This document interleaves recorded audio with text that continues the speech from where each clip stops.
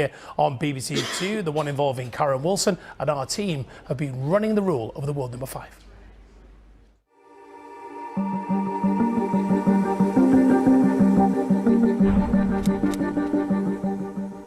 I think if there's one thing that I've criticised Kyren Wilson quite a lot in commentary is his positional play. I think it's improving all the time, and you don't get to where he is in the rankings without being a very, very good positional player.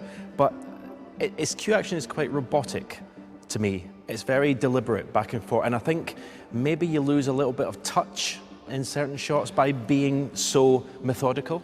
Yes, because he makes every shot its own event, effectively. So he's very, very methodical from standing behind the shot, and there's sort of distinctive sort of shuffle into the shots.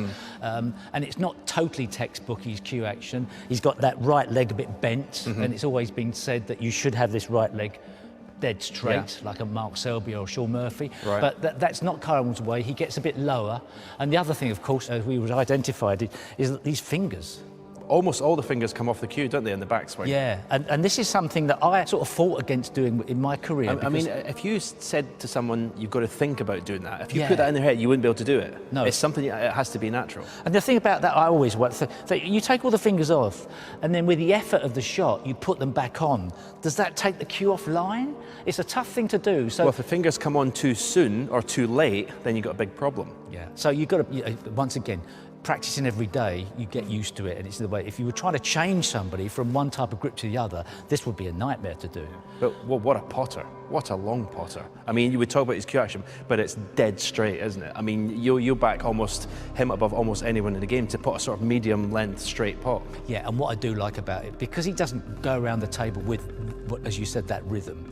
When it comes to the big shot, the game ball, he sets himself up so well. Yeah. He prepares for it. So the criticism of making every shot not rhythmic and stopping and starting all the time, one part of that's not so great. The other part is on the big one, he gets himself mentally prepared. He backs himself. Yeah, and you can see him like, geeing himself up, getting ready for it, and then he does go through his routine, and then he's in, and it's like that's a sort of comfort blanket in a way, and he fancies the shot, and he goes for it 100%. And I think it's another point. He's not frightened to try new things. You know, we've seen him over the last 2 or 3 years moving the bridge hand closer to try and get the best out of his ability. Not everyone can do that, and I admire that, you know, greatly in him, that he's prepared to go to any length to find the formula to be a winner. And he's still learning, and that's the most important thing. He's still on the way up, and I think a future world champion. If the situation presents itself, he won't be afraid of taking it.